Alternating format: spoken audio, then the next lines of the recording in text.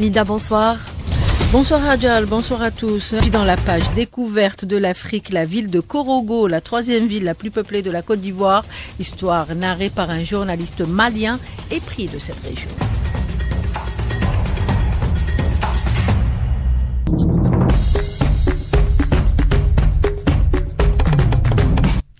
Et on arrive à la page découverte. Liestel Rini a opté aujourd'hui pour la ville de Korogo en Côte d'Ivoire, la troisième ville la plus peuplée du pays et la plus grande du Nord. Diakité Laï Junior, c'est un journaliste malien vivant à Korogo, très épris par cette région.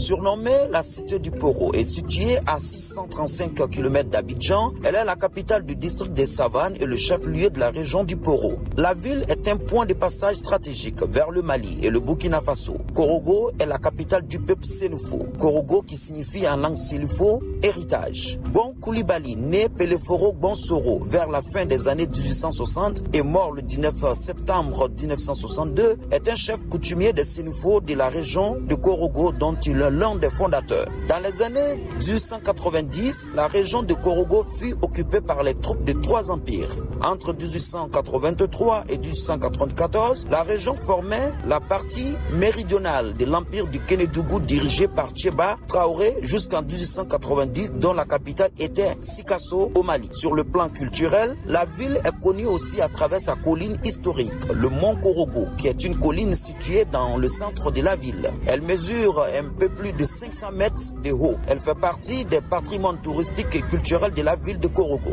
Ce mont permet d'avoir une belle vue de la ville de Korogo. Sur le plan sportif, la ville a bénéficié l'un des 5 grands stades réalisés dans le cadre de la Coupe d'Afrique des Nations qui se joue en ce moment en Côte d'Ivoire. Le stade est dénommé Stade Amadou Gon Coulibaly, ancien premier ministre décédé il y a quelques années.